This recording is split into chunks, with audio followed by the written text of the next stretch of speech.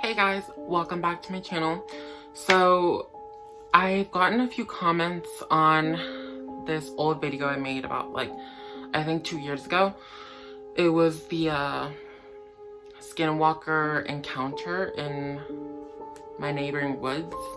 If you enjoyed that video and you are coming from watching that video, or you haven't watched the video, I will link it down in the description. And I've gotten some comments of people wanting to know more stories that I have, more scary stories. And I'm trying not to make this channel like a scary story channel, more like girly content, but I have been thinking about this for a very long time, and I am thinking about doing a telling my Mexican family's ghost stories. So if you are going to enjoy this video, I suggest you leave a like on this video, subscribe to my channel, and turn on the bell notifications to get notified for every video. And let's get started. So the first story I'm going to talk about is one of my dad's stories from when he was a teenager. My dad is from El Salvador, not Mexico. My mom is from Mexico. My dad's from El Salvador. So these are both stories from both families. And so when my dad was like 15, he and his group of friends decided to play the Ouija board. So, note, this is in the 70s. Like late 70s, early 80s, where they live in El Salvador. Like, it's a house made from stone and mud. Second story window, second story part of the house, that's where they're playing, in like the attic or something. And barely, and like they did have electricity, just not that great. And again, second story, so keep that in mind. So they were playing the Ouija board, messing around, and all of a sudden, like, the lights go out, like, and there's no storm or anything. The lights just cut out, and it's, I think, daytime or nighttime, I don't remember. But they keep playing the Ouija board while the lights are out, and all of a sudden they get a knock on the second story window. Literally on a knock, and they're at the second story. So like they all freak out, and my dad says that ever since then he's never touched a Ouija board ever since then. So that's pretty scary. I never even thought about playing the Ouija board. I never really like wanted to. But that is one of his stories. A second one of his stories is that when he was a little bit older in El Salvador, he saw some kids playing the Ouija board, and like a couple minutes later they started spazzing out and having seizures. And my dad's mom remembers this vividly because she's a very Catholic woman, and seeing these kids seizuring, she knew that the devil was in them. Like, she instantly knew, like, el diablo se fue adentro de la cabeza, meaning the devil went into their heads. So that's kind of like short scary stories, kind of not really not as scary as the other ones I'm going to tell you. This other one is from my cousin. So all my cousins are in Mexico. I don't really have cousins here. They're older, more married, not my age. Most of them are in Mexico that are my age. And this was when we were, I think, when I was in 3rd grade. My cousin, she was in 6th grade. And she told me, my mom told me this because back then I was like super into the paranormal, and she wanted to get me away from that, but it did the opposite. So she told me that my cousin told me, and then my mom told me, but my cousin told me that when she was eating cereal, the cereal box came with a toy, and it was a duende. If you don't know what a duende is, it's kind of like a gnome or elf. In Mexico, they're super scary and supposed to bring bad luck. But she found a duende, and her mom told her to throw it away. So she didn't. She threw it away in the trash can, and then she went to bed. And when she woke up, the duende was right there in front of her face on her desk. So she asked her mom, "Did you take it out of the trash and give it to me?" Her mom said no. She asked her sister, she said no. And so she threw it away and threw it this time outside of the house in the outside trash can. And then the next day, when she was getting ready for school, head out to the front door, she opened the front door and the duende was right in front, sitting in front of the door, just staring at her. So she got even more freaked, and she ended up traveling to her school and throwing it away in the school's trash can. And ever since then, she has no experience with that toy. She hasn't seen it again. So maybe this time it did stay there.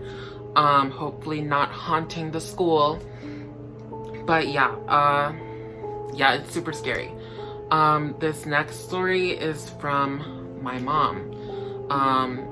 So when she was little and my aunt were little, because they're sisters, their dad, so the story behind this, I don't know how to fully comprehend it myself, but my mom's dad, his sisters were witches, brujas, which in Spanish, bruja means witch.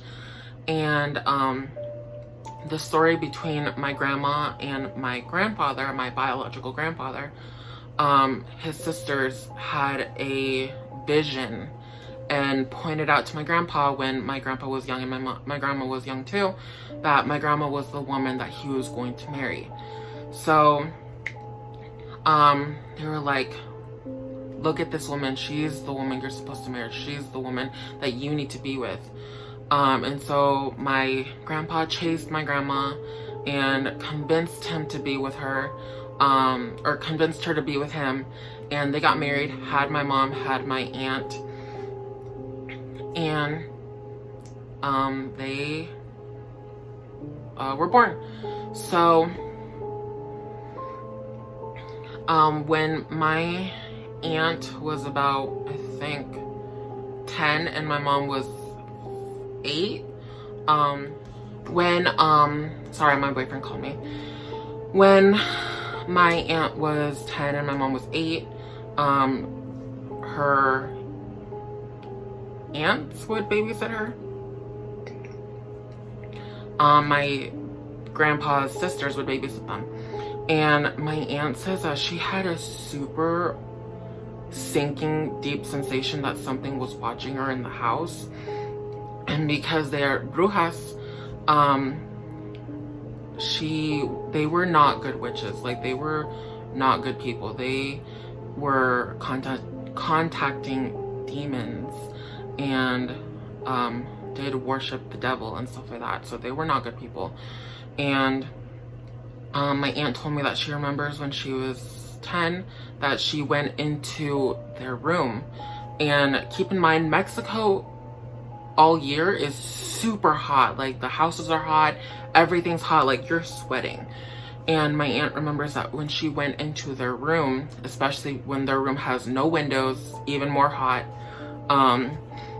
she went into their room and it was freezing cold. It was dark, it was freezing cold. And she said that she had this super bad sensation that something evil was watching her. And literally she got goosebumps, and it was freezing cold to the point that she could see her breath, how cold it was.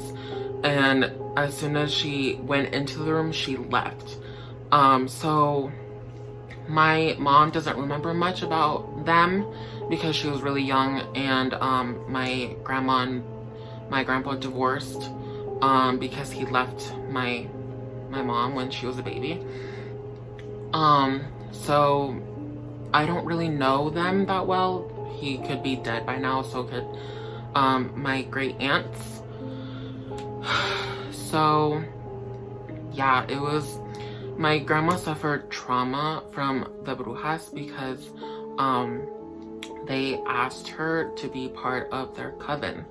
And she rejected them and they cursed her. Literally, my grandma to this day is super crazy and super religious because she thinks that like when she's alone, she feels like something is watching her, something evil. And literally so crazy to the point where if a bread falls just coincidentally, just because it's out of place, she burns it. She burns that shit. Like whatever she thinks is bothering her, she'll burn it. And it's really scarred her for life. So that whole thing with the witches, it just really scares her. And another story that I'm going to be talking about is about La Llorona. So if you guys don't know what La Llorona is, she is the weeping woman. And the story behind this legend is that a woman in Mexico she got cheated on, and she had kids with the man that cheated on her, and she drowned her kids. Realizing what she had done, she killed herself. And now anytime in Mexico, if you're around a body of water, you'll hear oh my kids, oh my kids. In Spanish is ay mis hijos, ay mis hijos. So if you hear that, it's bad luck and it's scary. She will kill you. She will drown your kids if there are kids and she comes across them.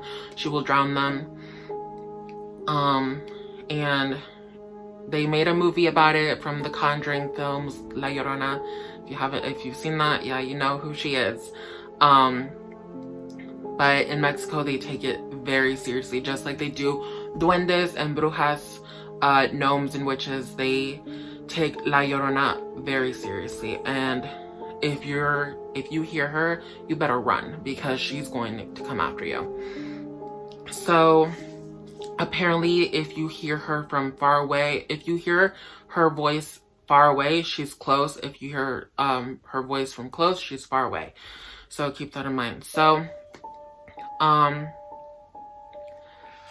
this gives me goosebumps. My cousin, the same cousin that had the duende from the cereal box, she told me that the first time when I was about like 10, about La Llorona. And it scared me to the point that like I was scared to sleep at night.